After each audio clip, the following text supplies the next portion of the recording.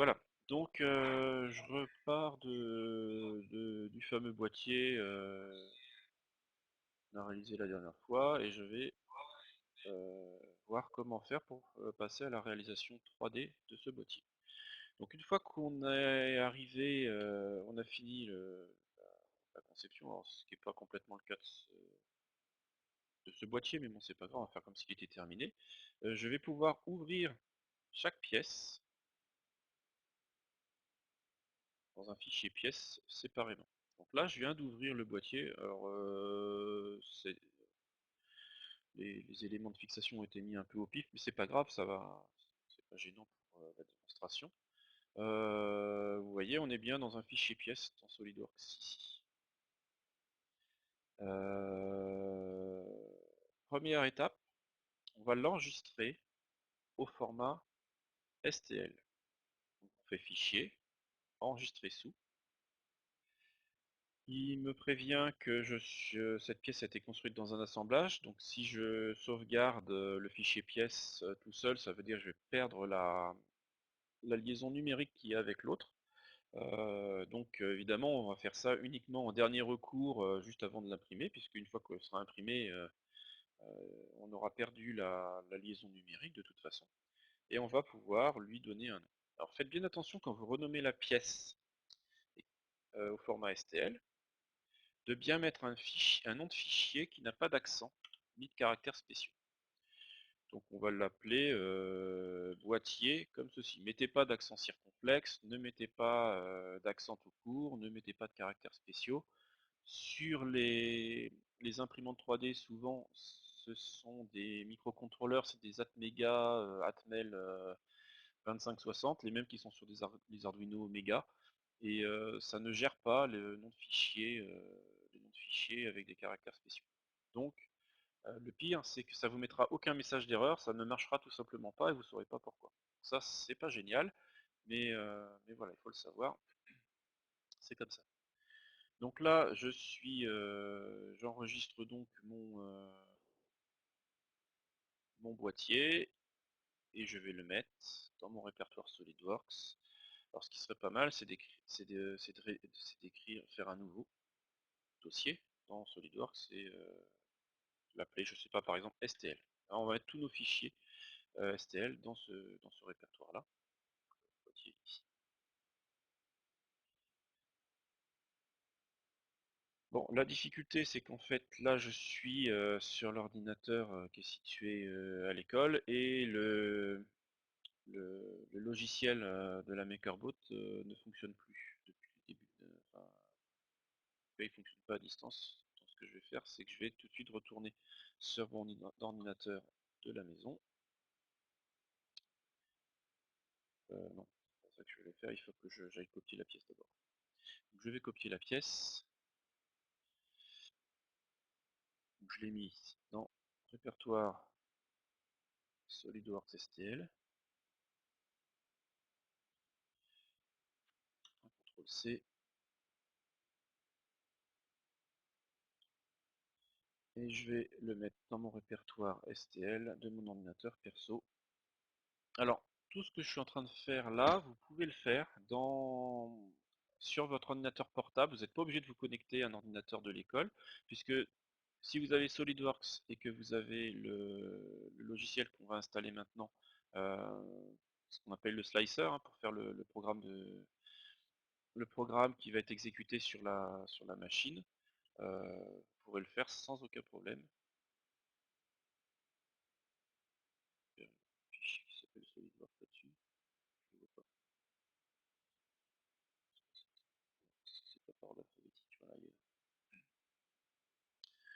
je vais faire un nouveau dossier,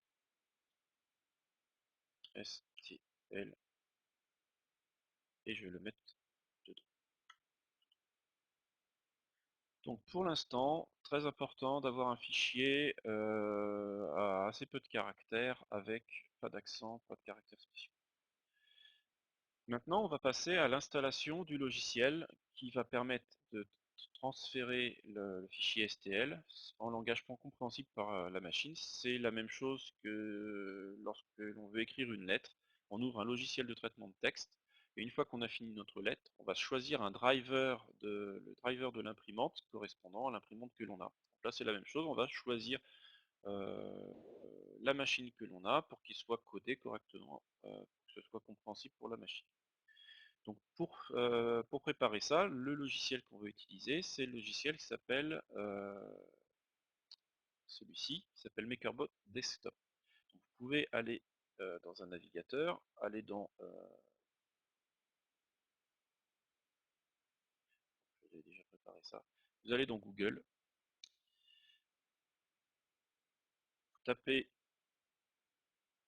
MakerBot Desktop et vous tombez sur le premier lien, loin, où il y a MakerBot Desktop Software.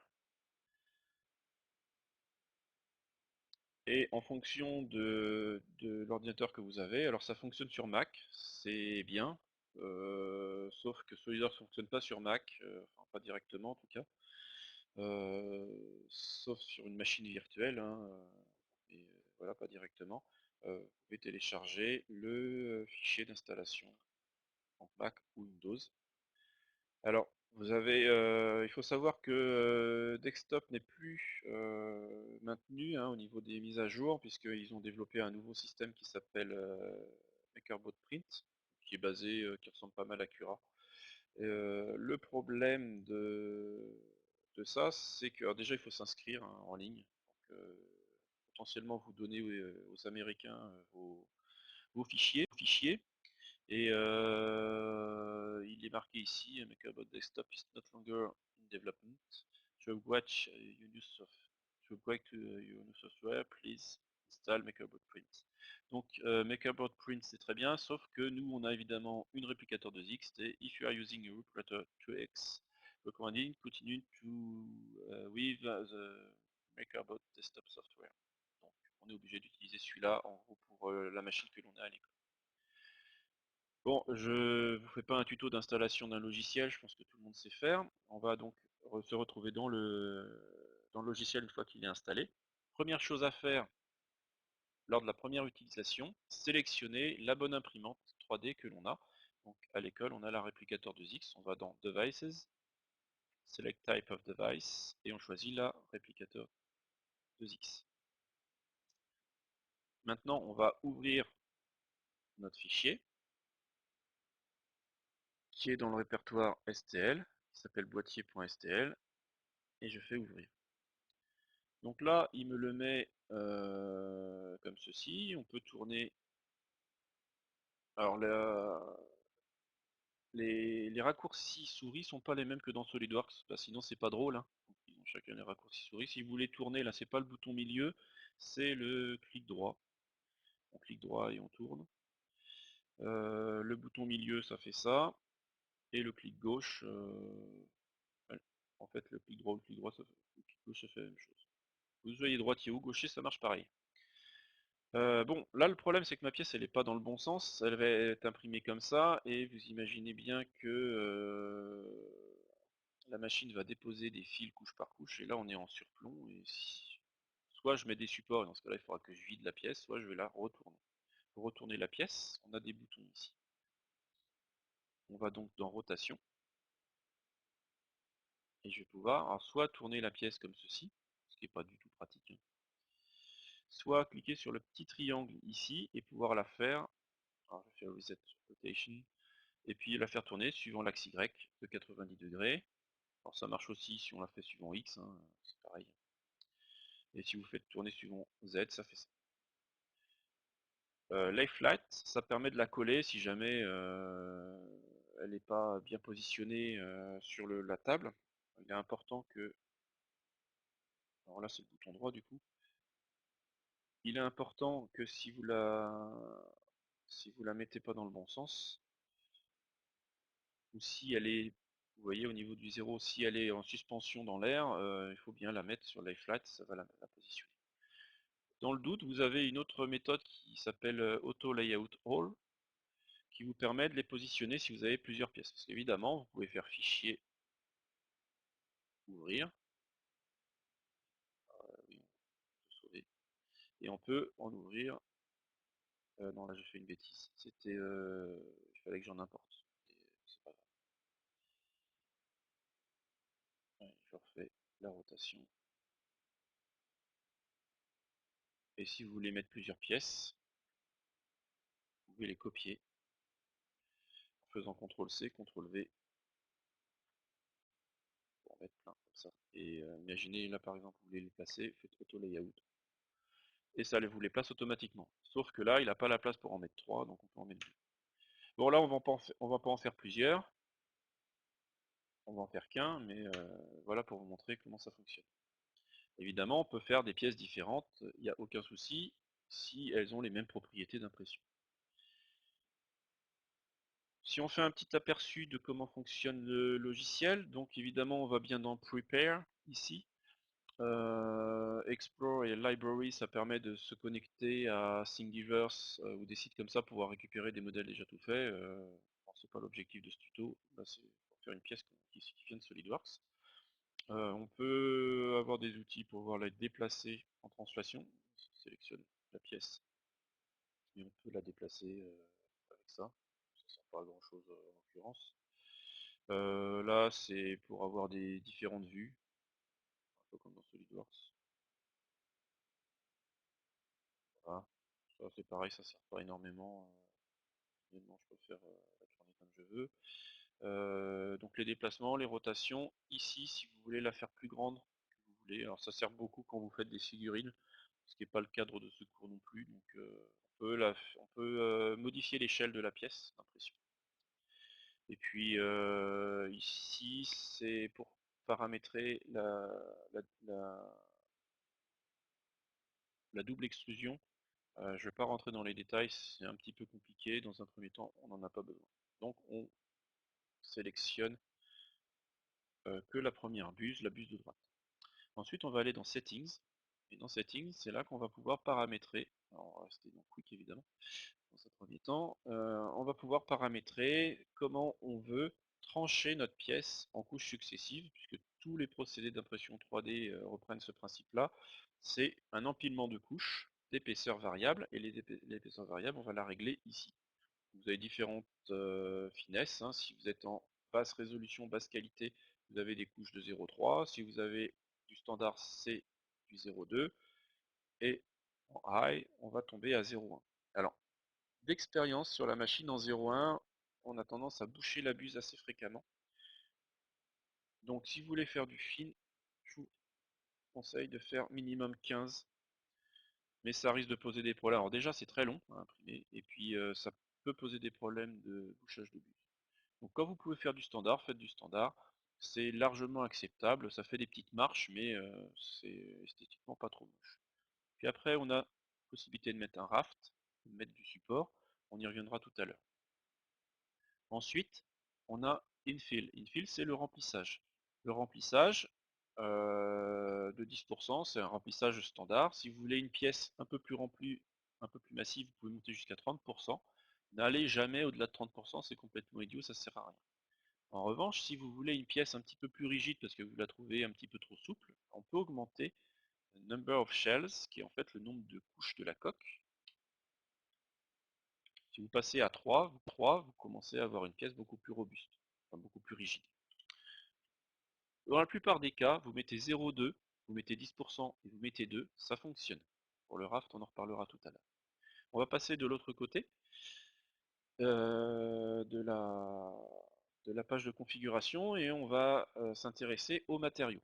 Là ici c'est plutôt côté pièces, ici c'est côté matériaux. Ici vous pouvez choisir les différents matériaux. Alors, vous constatez que ça ne change absolument pas les températures hier, je pense que c'est ici. C'est une fonctionnalité qui a dû être développée dans le logiciel mais jamais implémentée, ce qui fait qu'ici vous pouvez mettre ce que vous voulez, ça ne change rien en dessous. Donc ça sert un petit peu à rien, éventuellement ça vous fait un pense-bête pour savoir quel matériau est dans la machine, mais c'est à peu près tout, ce à quoi ça peut servir. Il est important de régler ici manuellement les températures.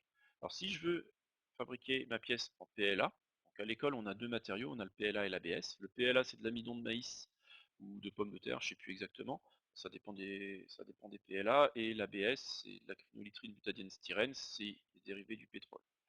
L'avantage du PLA, c'est que ça sent en gros le popcorn hein, quand vous l'imprimez, ça sent pas trop mauvais. L'ABS, ça sent le plastique cramé. ce qui c'est pas du tout bon pour la santé. Donc quand vous imprimez de l'ABS, ventilez bien la salle, et restez pas à côté, mettez le couvercle et restez pas à côté de la machine. Avec le PLA, il y a moins de précautions là-dessus. Donc quand vous pouvez utiliser du PLA, pour la planète, c'est quand même mieux, on utilise du PLA.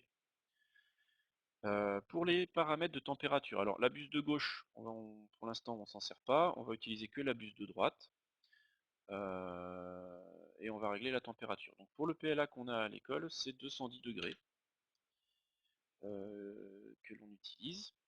C'est écrit sur la bobine ou c'est écrit sur la doc technique du fournisseur de plastique. Euh, Là c'est 210 degrés et la température de plateforme pour du PLA, il ne faut jamais dépasser le 50 degrés. Alors pourquoi chauffe-t-on la plateforme? C'est pour éviter que la pièce se décolle. Si la pièce est trop froide, elle ne va pas coller à son support et elle va se décoller. Donc c'est très très gênant, c'est la principale difficulté en impression 3D, c'est quand les pièces se décollent. Pour ça, pour maximiser les chances que ça se décolle pas, en faisant des congés à l'extrémité des pièces, ça évite ce qu'on appelle le wrapping, ce qui permet de ne pas avoir la buse qui va décoller la pièce au bout de la deuxième couche, ce qui est généralement une catastrophe. Une fois qu'on a fait ça, il suffit de cliquer sur OK. Et on va faire Preview. Là, ce qu'il est en train de faire, c'est qu'il est en train de trancher la pièce en couche de 0,2 mm, de la slicer en franglais, on va dire. Et voilà, il va m'indiquer ici la quantité de matériaux nécessaires, donc 36 grammes. Si vous voulez avoir la quantité, on a une buse de 1,75 mm. Vous calculez le volume que ça fait en fonction d'un certain nombre de mètres et vous pouvez savoir combien de mètres de plastique il est nécessaire. Bon, généralement 36 grammes, c'est pas énorme. Et puis on sait qu'on va en avoir avec ces paramètres-là pour 2h16 minutes. Alors, tous les logiciels vous donnent une estimation du temps. Il se peut que ça mette 2h30, il se peut que ça mette un petit peu moins de 2 heures. Voilà, c'est une estimation qui n'est pas toujours très fiable. Et puis ici, vous pouvez aller vous promener à l'intérieur de la pièce. On va voir ce qui se passe au niveau de chaque couche. Donc au début, on fait la première couche. Donc là, c'est ce qu'on appelle le raft. En français, le radeau. Il y a de choses que rafting. Le raft permet de créer le lien entre la pièce et la table de la machine. Il n'est pas obligatoire, il est fortement recommandé. Euh, Quand vous pouvez vous en passer, vous pouvez mettre directement la pièce sur la table de la machine, ça vous fera un état de surface un petit peu plus lisse. Donc le raft, voilà, il constitue de 4 couches en fait. Une couche de zigzag, comme ceci, une couche de zigzag comme ceci. Un remplissage dans un sens et un remplissage dans l'autre. 4 couches. Alors là, il vous met layer 7, hein, mais en fait, je sais pas comment il compte. La touche 0, il n'y a rien. 1, 2, il n'y a rien. 3, il n'y a rien. Et 4, ça commence à arriver. Ça arrive à partir du layer 4. Il y a un petit décalage ici qui est dû à je ne sais pas quoi. Voilà, et la pièce va arriver à partir du layer 8. Donc ça, c'est la première couche de ma pièce qui va consister à un remplissage près de la face. Et puis on va voir qu'il va se décaler un petit peu, puisqu'on a un arrondi. Et là, on voit apparaître le remplissage sous forme d'hexagone. Donc la pièce, elle va être creuse en fait, puisqu'on a, c'est en fonction du infill qu'on a mis, on en a mis 10%, il sera rempli à 10%. Plus vous augmentez, plus les hexagones seront petits, évidemment. Ce qui en fait est une forme qui a une bonne propriété au niveau résistance de la pièce. Ça fait une pièce assez rigide pour une économie de matière. Alors il existe plein de remplissages différents, on pourra en reparler dans une autre vidéo. Ensuite, donc on continue à monter, puis on voit couche par couche. Donc après ça va plus vite puisqu'il n'y a plus que les bords à faire. Voilà la pièce. Une fois qu'on a fini de faire ça, il suffit de mettre la carte SD de la machine dans l'ordinateur et de faire export. Et on va sauvegarder ça au format X3G, qui est le langage que comprend la machine. Et on va appeler boîtier X3G et on va le stocker. Donc là, pour l'instant, j'ai pas de carte SD, mais évidemment, on va le stocker sur la carte SD de la machine. On fait enregistrer. Si vous n'avez pas la carte SD de la machine parce que vous préparez ça, vous êtes chez vous, bah, vous l'enregistrez sur votre disque dur, il suffira de faire un copier-coller de votre fichier X3G sur la carte SD de la machine pour lancer l'impression. Donc voilà pour la partie préparation. Donc si je résume les différentes étapes, on est dans SolidWorks à l'intérieur d'un assemblage, on ouvre la pièce individuellement, on l'enregistre au format STL. On passe de SolidWorks au format STL. Ensuite, on ouvre le logiciel MakerBot Desktop, on fait add notre pièce STL. On va faire ça, on va avoir une deuxième. C'est là que je peux les déplacer individuellement. Alors vous avez un petit cadre jaune hein, si vous voulez sélectionner les pièces individuellement. Et puis voilà, je peux lui faire subir les transformations que je veux en cliquant individuellement sur les pièces. Une fois qu'on a fait ça, on a tout préparé, on va dans Settings, on règle les différents réglages, donc la température de buse, etc. On règle également, si on veut un raft, les épaisseurs de couches, le nombre de parois que l'on veut, le remplissage, on fait OK, Preview. Là ça va être un petit peu plus long parce qu'il y a deux pièces.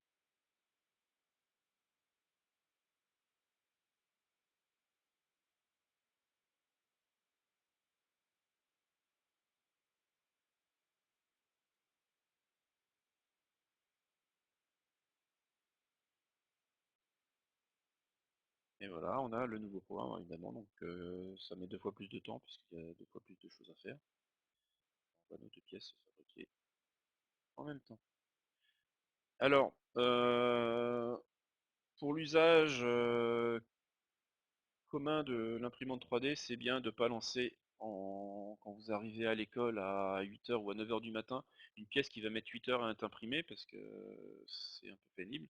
Dans ce cas-là, faites-le le soir. Et faites-les plutôt une par une.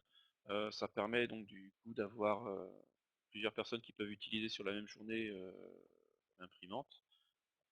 C'est quand même plus sympa. Sinon, il n'y a rien qui vous empêche de mettre dans l'absolu une pièce qui va faire 8 heures, 10 heures. Moi, mon record, c'est 36 heures d'impression. C'est un petit peu long. Il ne faut pas l'avoir dans la chambre à coucher, du coup. Euh, donc on peut imprimer des pièces qui mettent plusieurs jours à être imprimées, mais simplement à l'école on essaie d'éviter parce que pour que tout le monde puisse l'utiliser. Donc, voilà, mettez des pièces maximum 3 heures en pleine journée. Si vous avez une pièce qui est un petit peu longue, vous la lancez le soir, comme ça vous la récupérez le lendemain matin. C'est un petit peu comme à Noël, vous arrivez à l'école, votre pièce est terminée.